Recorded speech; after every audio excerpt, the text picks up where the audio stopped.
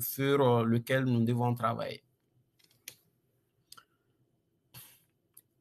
L'hébergement des données, c'est aussi un défi, autant un défi de la réglementation, mais autant un défi technologique. Parce que lorsqu'on parle d'hébergement des données, les gens pensent directement à la technologie, au stockage des données. Non, ce n'est pas ça seulement. Donc, l'hébergement des données doit répondre aussi à la réglementation. On doit héberger les données où? Est-ce que le pays le permet d'héberger les données dans les clouds et à quelles conditions? Est-ce que le pays a des infrastructures suffisantes pour héberger les données? Si au niveau national, c'est à quelles conditions? Donc, comment on doit partager ces données? Qui doit y accéder? Mais aussi la sécurité. Donc, une politique de sécurité sur le plan réglementaire doit être définie. Vous suivez tous l'actualité. Vous voyez actuellement qu'on commence à s'en prendre maintenant aux données médicales, les hackers. Donc, autrefois, c'était les banques, c'était les entreprises, mais aujourd'hui, on commence à s'en prendre aux données des entreprises, même médicales aujourd'hui. Donc, la sécurité doit rester un enjeu majeur et ça doit être opposable par la loi. Ça veut dire que les règles de sécurité, soit elles sont respectées par un système, soit elles ne sont pas respectées, alors ce système doit être hormis d'utilisation.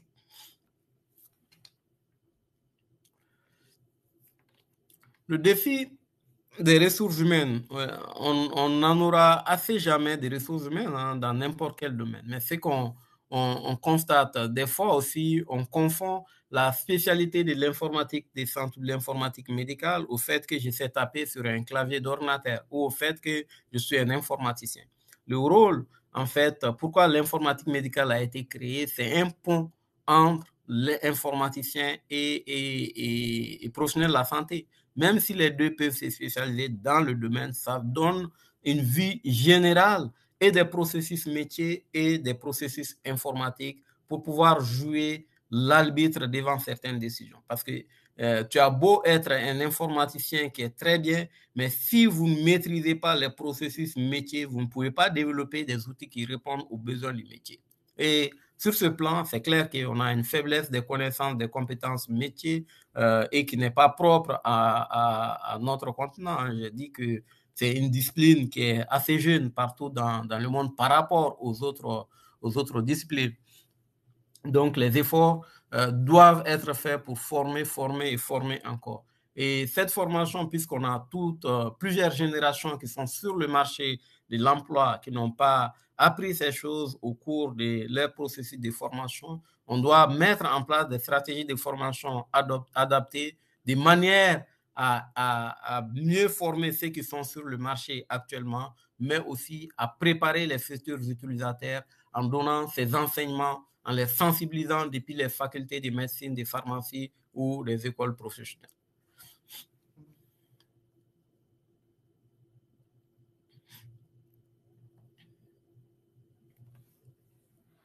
Sur le plan technologique, ça, on ne va pas beaucoup s'étendre, vous le connaissez tous. Ce qu'on vit dans nos pays, c'est que ça ne doit pas être une barrière.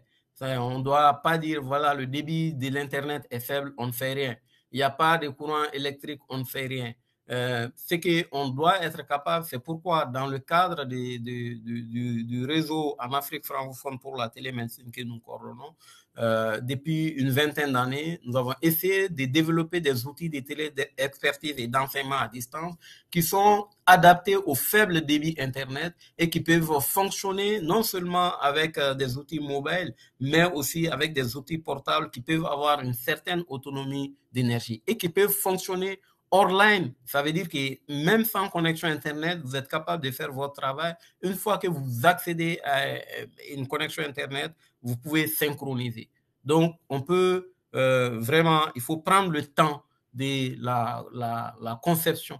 C'est ce temps qui nous manque très souvent dans notre contexte. C'est pourquoi on commence l'analyse par l'outil. Il y a tel outil et on se rend compte après que l'outil ne peut pas gérer les problèmes. Ce qui fait que les professionnels de la santé vont trouver entre leurs mains plusieurs outils pour faire le même travail. Et des fois, ils ne savent pas quoi faire. L'intégration des standards et des référentiels, on en a parlé. Si on veut que la coordination des soins, la continuité de la prise en charge, le pilotage de la santé publique soit fait avec, soit réalisé avec efficience, nous devons être capables de mettre en place un cadre d'interopérabilité. Les règles de l'interopérabilité que tous les outils doivent, doivent intégrer donc pour pouvoir assurer non seulement la prise en charge continue du patient, mais aussi le pilotage de la santé publique. Là, il faut pas réinventer aussi la roue à chaque fois. S'il y a un outil qui est capable de faire des choses, il ne faut pas réinventer pour réinventer la roue.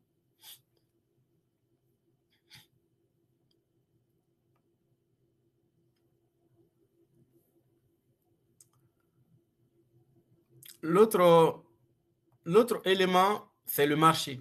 Donc, on se trouve dans une sorte de verticalisation du marché dans notre contexte. C'est que des fois, c'est une sorte d'imposition. C'est une organisation internationale ou en tout cas, que ce soit financière, que ce soit médicale, qui vient voir nos ministères de la Santé et qui vont dire, voilà, il y a tel outil, nous pensons que c'est cet outil qui va bien fonctionner. Et sans aucune sorte d'analyse possible, on se met peut-être à utiliser cet outil et on va se rendre compte après que l'outil ne peut pas gérer le problème. Il faut tout le temps analyser d'abord et regarder ce dont on a besoin vraiment. Donc, et l'autre élément qui est très grave chez nous aussi, c'est le complexe vis-à-vis des produits ou des compétences en fait au niveau local.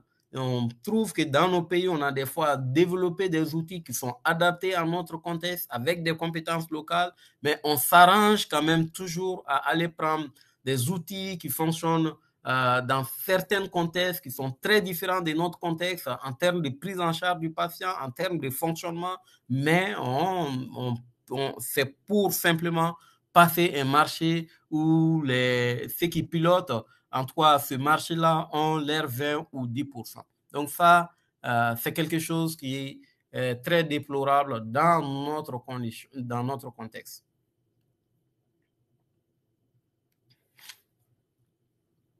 La conduite et l'accompagnement du changement, c'est un défi majeur.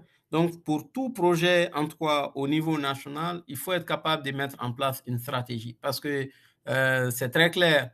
Nous sommes des êtres humains, nous sommes tous réfractaires au changement jusqu'à un niveau donné. Donc, il faut faire une stratégie de conduite du changement et cette stratégie doit s'intéresser non seulement à la formation, mais aussi à la communication. Et quand je parle de communication, il faut faire une communication au temps juste. Il ne faut pas non plus vendre du vent. Il faut être réaliste. Et il faut une assistance des utilisateurs parce que je venais de le dire. La plupart des professionnels de la santé sur notre marché du travail actuellement, il faut les assister parce que c'est des gens qui n'ont pas été formés à l'utilisation des outils quand ils faisaient les écoles de formation, qui n'ont pas été sensibilisés à l'intérêt d'utiliser les systèmes d'information. Et il faut faire attention simplement aussi à ceux qui sont des faux enthousiastes, hein, je les appelle faux enthousiastes, et qui résument bien, en tout cas, cette citation de Mark Twain. Je n'ai rien contre le progrès, mais le changement me dérange. Ce sont des gens qui vont vous dire tous les jours, oui, il faut que ça change, il faut que ça marche, mais lorsque le changement les touche, vous allez les retrouver sur votre route. Donc, ils sont les premiers à devenir résistants. C'est pourquoi il faut mettre en place une stratégie de conduite du changement pour sensibiliser les gens, pour leur montrer le bien fondé de l'utilisation de l'outil informatique.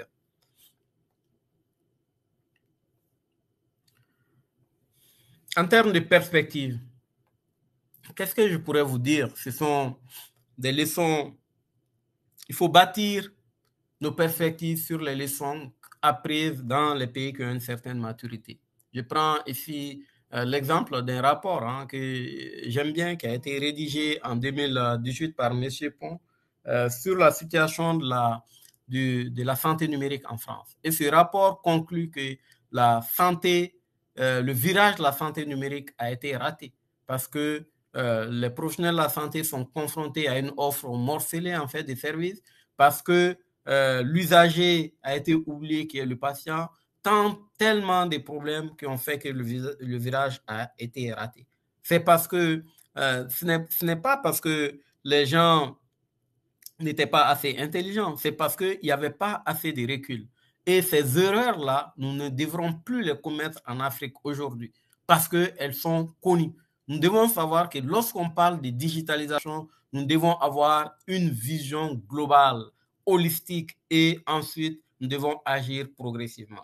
Parce que si on ne fait pas ça et que les gens investissent massivement dans l'outil informatique, chacun dans son coin, même si on développe après des cadres d'interopérabilité, les gens auront du mal à tout casser parce qu'il y a eu tellement de dépenses pour intégrer ces contraintes d'interopérabilité-là. Donc, ça veut dire qu'on doit avoir une démarche méthodologique assez rigoureuse et qui est une démarche qui est holistique. Et dans cette perspective-là, on ne peut pas perdre l'espoir dans notre contexte africain, parce que je donne l'exemple des pays sur lesquels j'ai travaillé personnellement. Il y a d'autres pays certainement peut-être que je ne connais pas. L'exemple gabonais par exemple, donc qui depuis 2017 a mis en place un schéma directeur stratégique au niveau national pour pouvoir dresser la question au niveau national et qui est en train d'être déroulé, même si on peut regretter quelques retards de mise en œuvre, mais c'est un exemple qui peut faire cas d'école si les choses se passaient comme elles étaient prévues. Alors, le Mali est en train d'engendrer le pas parce qu'il y a un plan stratégique de santé numérique aussi qui prend en compte cette vision holistique avec un début de digitalisation au niveau communautaire parce que le choix était de commencer par le niveau communautaire. On se rend compte qu'au niveau des hôpitaux, il y a quand même quelques systèmes, même si la base doit être mise en place, qui est le cadre d'interopérabilité, qui sont les contraintes pour que ces systèmes-là puissent se conformer à ces contraintes-là. On peut aussi citer le cas de Togo qui est en train de travailler pour mettre en place un centre national de santé digitale dont le rôle serait de mettre en place non seulement la stratégie et de conduire cette stratégie au niveau opérationnel, mais aussi de piloter sur le plan opérationnel toutes les activités jusqu'à la mise en place progressive d'un environnement numérique de santé à l'échelle du pays. Donc, ouais, ça, ce sont à mon avis, les bonnes perspectives qui peuvent faire en sorte que nos pays peuvent faire cas d'école dans ce domaine-là, en apprenant, en tout cas, sur la base des leçons qui ont été apprises dans les pays qui ont une certaine maturité dans ce domaine-là. Pour tout ça, il faut des moyens, bien entendu. Donc, dans ces perspectives, il faut vraiment se donner les moyens. Et ces moyens, c'est de mettre en place des équipes propres au niveau des ministères de santé pour la digitalisation opérationnelle sur le plan opérationnel et des équipes au niveau décentralisé, donc pour pouvoir faire le relais de la structure nationale toujours sur le plan de la stratégie opérationnelle. Et toute élaboration de stratégie devrait prévoir un certain nombre de moyens financiers. Le moyen financier, des fois, moi, je ne les mets pas en avant parce que dans nos pays, on a tendance à mettre des moyens financiers et technologiques en avant. Je me dis qu'on gaspille tellement de ressources que si on limitait ces gaspillages, les moyens financiers ne peuvent pas manquer pour mettre en place ces projets-là qui constituent, à mon avis, aujourd'hui, au moment où je parle, je suis convaincu que la santé digitale constitue un des piliers fondamentaux qui pourront faire en sorte que nos systèmes de santé peuvent changer favorablement. Parce que même si on forme des millions d'experts aujourd'hui, des spécialistes, ils vont tout faire pour rester dans les grandes villes. Ils ne vont pas aller dans les zones isolées. Donc, comment on va faire pour améliorer les indicateurs de santé dans ces zones isolées sans utiliser la e-santé? Comment on va piloter la santé publique? Vous voyez que la situation de COVID-19 nous a montré que même les pays développés, des fois, n'ont pas un système d'information de santé aussi résilient que nous pouvions penser. Nous avons vu des pays comme Taïwan et autres qui ont beaucoup plus circonscrit parce qu'ils avaient des systèmes qui étaient les plus digitalisés, qui permettaient en fait de suivre le citoyen où qu'il soit et d'alerter sur en tout cas les risques que chacun pouvait avoir. L'autre attention particulière que je rappelle dans tous les projets, en tout cas où je participe, c'est en termes de réussite des projets, il y a 3 éléments qui sont fondamentaux. Lorsqu'on met en place des projets, il faut tout faire pour tenir le délai, le coût et la qualité. C'est un triangle. Lorsque le délai est prolongé, il faut prolonger le coût ou la qualité, sinon on n'a plus de triangle. Et dans tout projet, ce n'est pas propre aussi à la santé digitale dans nos pays. Il faut éviter des conflits d'ego dans les projets de digitalisation qui sont liés souvent à l'argent, aux influences et même aux égos. Et dans tous les cas, dans ces projets-là, il faut concevoir. Et la conception s'est faite parce que chacun ouvre ses yeux. La conception s'est faite parce que chacun est libre de parler pour apporter sa contribution et la conception s'est faite parce qu'on s'écoute. Donc, nous ne devons pas perdre nos sens-là et ne pas mener des réflexions vraiment sérieuses sur la partie conception en fait des projets de digitalisation, même si nous avons des bonnes perspectives, pour moi, c'est déjà envisager l'échec. Alors, pour conclure, l'informatique de santé, à mon avis, c'est un outil, ce n'est pas une finalité. C'est comme le stéthoscope qu'un cardiologue va utiliser pour écouter le cœur.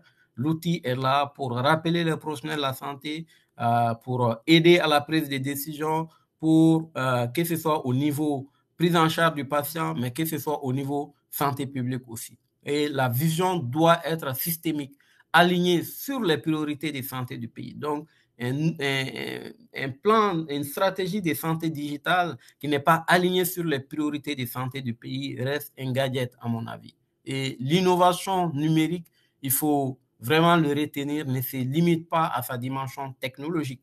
Il faut mettre en place des innovations d'usage qu'il convient d'identifier avec tous les acteurs de la santé, de favoriser et d'organiser. Et en ce moment, on peut construire en fait un dialogue sur la base d'une construction de toutes ces innovations entre toutes les parties prenantes.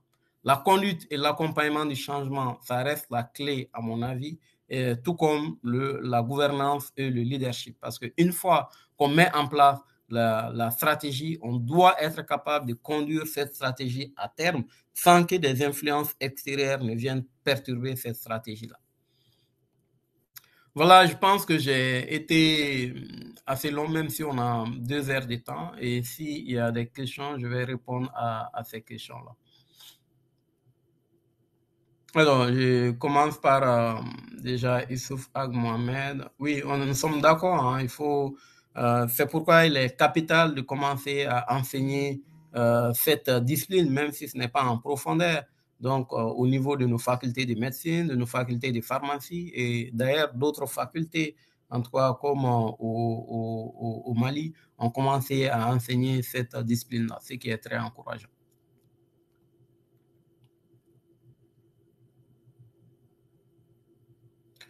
Alors, il y a une question, comment on saura à qui on adresse la question? Je ne comprends pas très bien la question, mais il faut mettre en place des groupes de travail au niveau national et puis essayer d'évaluer tout ce qui doit être fait à chaque niveau de la pyramide sanitaire. Donc, il faut identifier ce qui doivent représenter chaque groupe, qu'on soit au niveau hôpital ou au niveau national.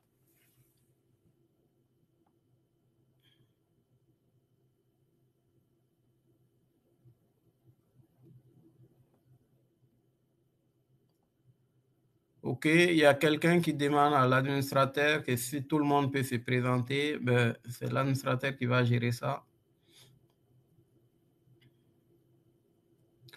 OK, je ne vois pas d'autres questions.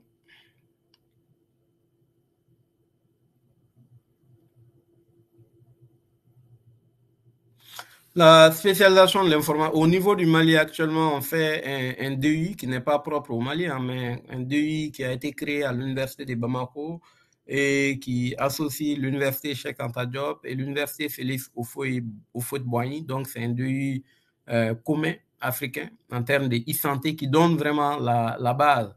Mais aussi, actuellement, il y a un master de l'informatique de santé qui est ouvert.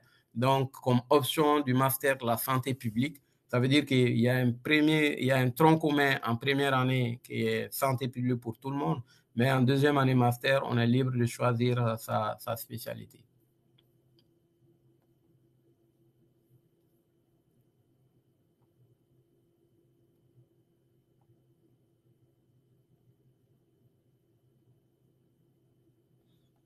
Nous sommes d'accord là.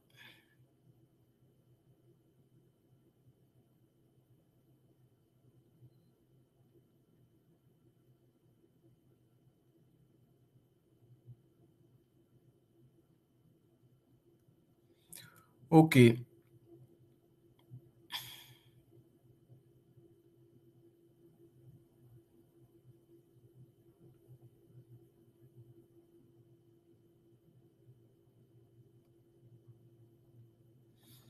Ben, on peut regarder si ces plans-là sont déjà rendus publics, quelqu'un demande, on pourrait bien évidemment partager avec vous. Donc, le but, c'est cela. Je poserai la question. S'ils sont déjà publics, comme ça, je vais les envoyer à l'administrateur qui va vous rendre disponible aussi.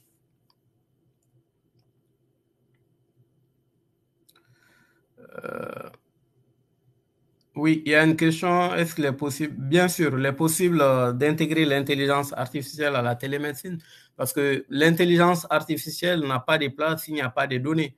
Et ça s'est fait actuellement au Sénégal dans le cadre d'un projet de téléophtalmologie où il y a beaucoup d'images, où on a connecté la plateforme de télémédecine à l'intelligence artificielle de manière que la machine puisse apprendre, même si les spécialistes ne sont pas disponibles, que l'intelligence artificielle, sur la base des règles qui sont édictées et validées par les spécialistes, soit capable de dire aux professionnels de la santé, voilà ce que vous avez comme ce qu'on vous propose comme diagnostic. Et on est capable, en fait, d'évaluer cela. Mais ce qu'il faut se dire, sans donner des masses structurées, l'intelligence artificielle ne sert pas à grande chose. Donc, elle doit être faite sur la base des données des masses, mais aussi sur la base d'une validation pour éviter des dérives. Euh, quelles sont les opportunités des...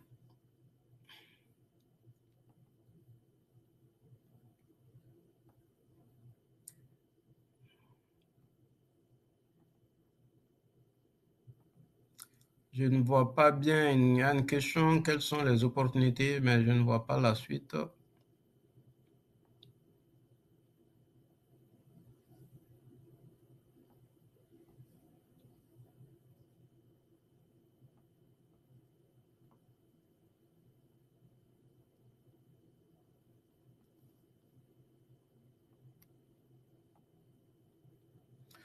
Quelles sont les opportunités de mise en place pour la formation? Les opportunités existent parce que le DU dont je viens de vous parler, c'est un DU qui peut coûter cher si on disait aux étudiants de payer. Mais la Fondation Pierre Fabre donne des bourses chaque année pour les candidats. Donc, nous allons être cette année à la quatrième promotion, dont l'appel à candidature va être lancé début avril. Donc, si vous envoyez vos dossiers, les dossiers sont sélectionnés par un comité pédagogique de nos différentes universités, la Fondation Pierre Fabre, et vous êtes pris en charge, en tout cas pour l'inscription, les billets d'avion, pour la partie pratique. Parce que c'est deux parties. Il y a une partie théorique qui se fait en ligne et une partie pratique qui se fait sous forme d'hackathon.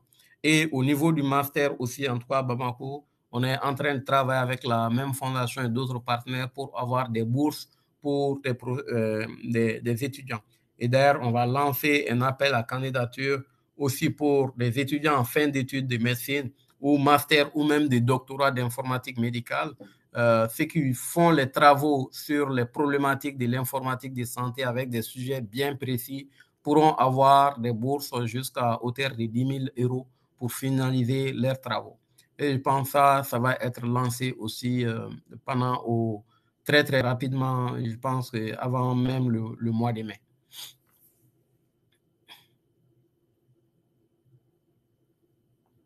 Bien sûr, les problèmes éthiques existent par rapport à la télésanté. C'est pourquoi on a parlé des réglementations.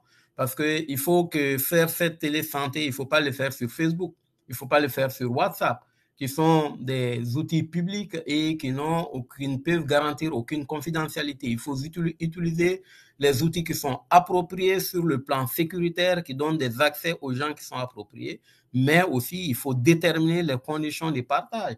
Il faut déterminer les conditions de responsabilité médicale. Lorsque quelque chose arrive au patient, qui est responsable? Est-ce que celui qui a fait la demande de téléconsultation, par exemple, téléexpertise, ou celui qui a donné son avis? Donc, tout cela vraiment doivent être gérés par la réglementation. Alors, si vous voulez faire votre thèse dans le domaine, nous sommes preneurs sans aucun problème. Vous connaissez l'adresse, euh, le centre d'innovation se trouve au niveau de la bibliothèque de la faculté de médecine si vous êtes au Mali. Si vous êtes dans d'autres pays, il suffit simplement de faire un mail et puis on verra. Bonjour Raymond. Mais les limites de la télémédecine, que dis-je? Les limites pour moi, il faut que les outils soient adaptés au contexte. Par exemple, les limites, ça peut être la connexion Internet, hein. Vous ne pouvez pas, une limite aussi, c'est le niveau d'utilisation. Parce que si vous mettez la télémédecine dans une case de santé, en disant où il n'existe même pas en fait un bon infirmier ou aide-soignant, et vous voulez faire le diagnostic d'échographie à distance. Et si vous finissez de faire le diagnostic, qui va prendre en charge la personne diagnostiquée? Donc ça, c'est une limite. Il faut savoir quelle activité il faut faire à quel niveau. Et l'autre limite, comme je l'ai déjà dit, ça peut être les outils. Il faut utiliser les outils qui sont adaptés au contexte. Voilà.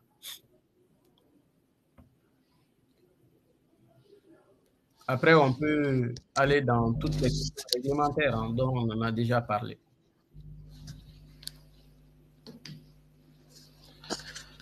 Est-ce qu'il y a d'autres questions? Le médecin généraliste qui a fait un master d'informatique médicale peut-il intégrer? Mais si vous avez fait un master d'informatique médicale, ça veut dire que vous êtes déjà spécialiste. En tout cas, c'est le début de la spécialité. Après, on peut enfoncer, on peut approfondir en faisant une thèse dans le domaine des sciences dans le domaine. Mais si vous avez déjà un master, euh, vous êtes déjà spécialiste.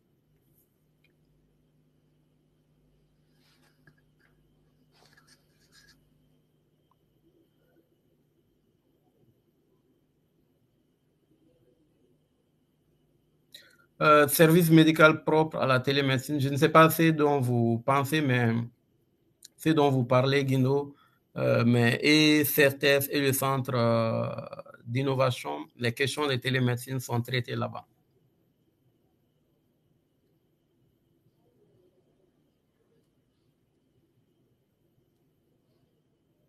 Le système d'information intégré dont je parle, la présentation peut être disponible, mais c'est tout un pays, c'est au pays de mettre cela en place.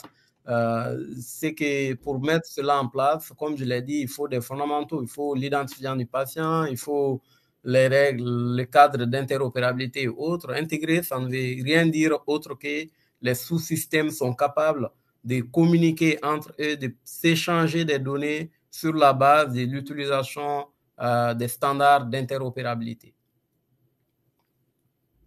Dans certains hôpitaux, oui, le dossier médical informatisé existe à Bamako, dans certaines structures, ou dans certaines, que ce soit des structures privées ou d'ailleurs des structures publiques. Ça, oui, ça existe dans certains hôpitaux.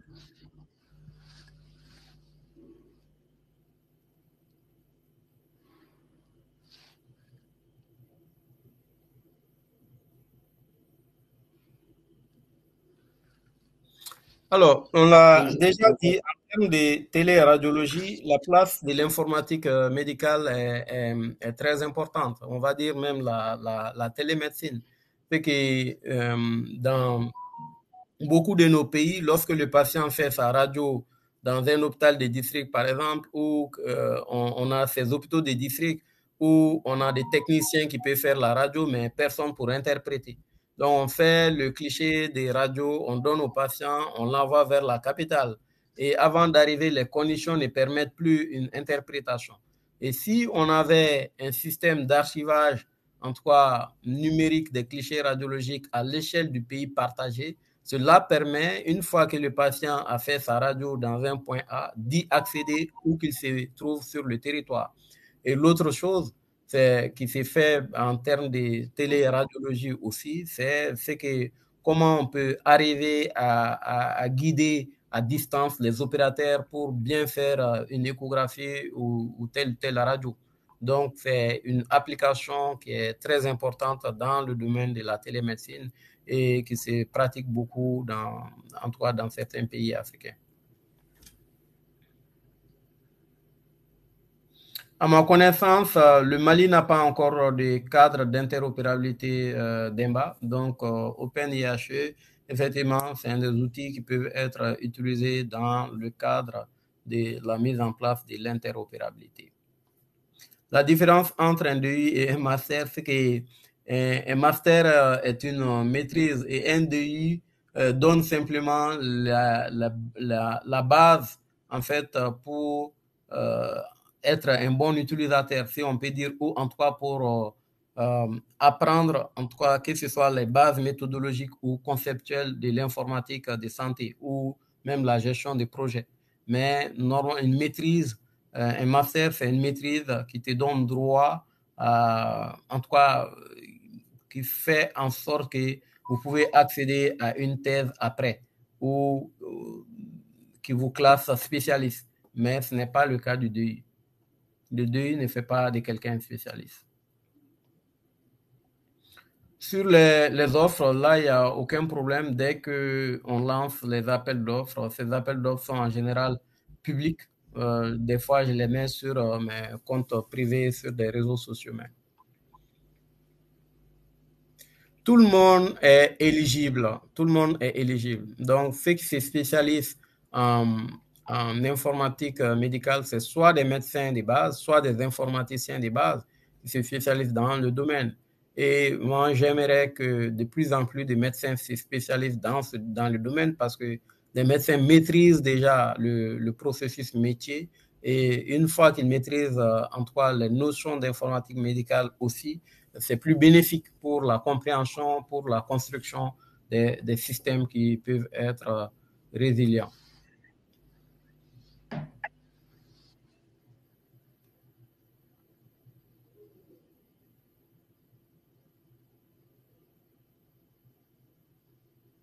Les bourses sont offertes à tout le monde, à tous les pays africains, sauf anglophones, parce que comme la formation s'est faite complètement en français actuellement, donc les bourses, il n'y a pas une question de CEDEAO.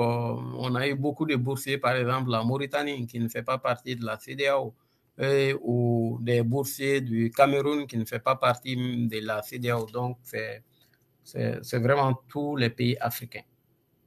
Même, il y a eu des Burundais qui ont été formés, donc c'est tous les pays africains.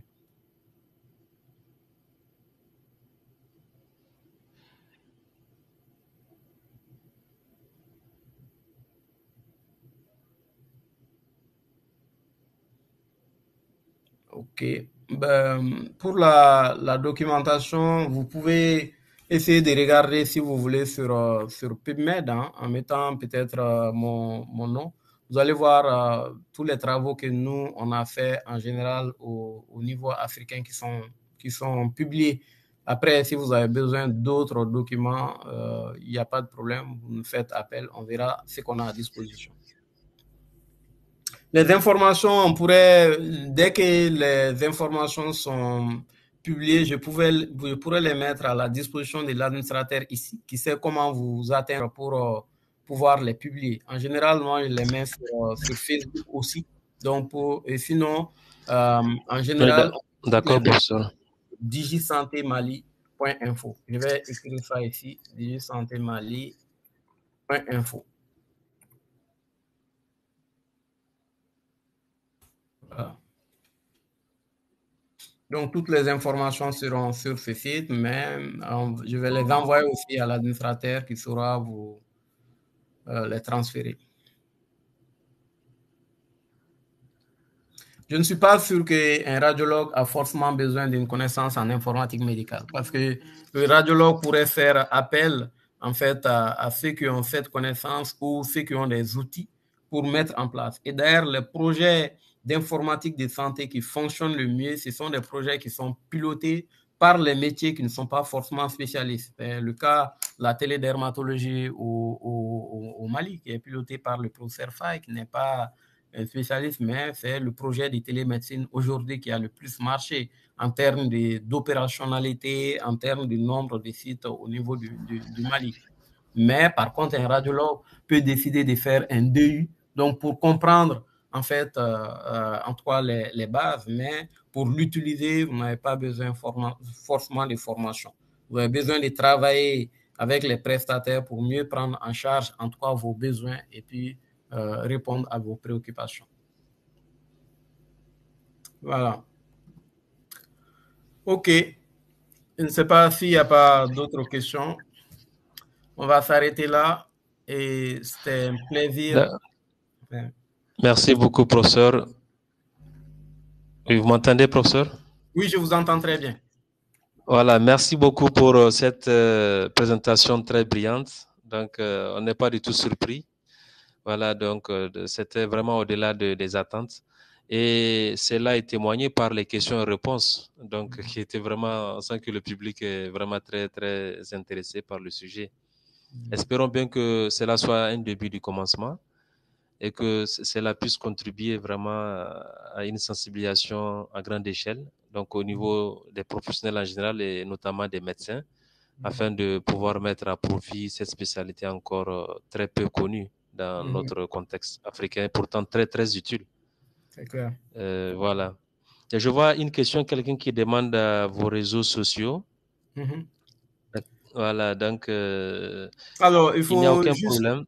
Voilà, peut-être, voilà, je vous enverrai toutes les informations, mais je publie aussi sur ma page personnelle Facebook toutes ces infos-là, parce que le but est de partager au maximum possible. Donc, il suffit de me chercher sur Facebook aussi. C'est un plaisir. Il y a aussi la page. Tout à fait. Il y a aussi la page du CERTES sur Facebook pour ceux qui sont. Voilà. Il y a la page, vous tapez CERTES sur Facebook, vous allez voir la page. Exactement. Voilà. Okay. Donc, professeur, nous vous remercions beaucoup.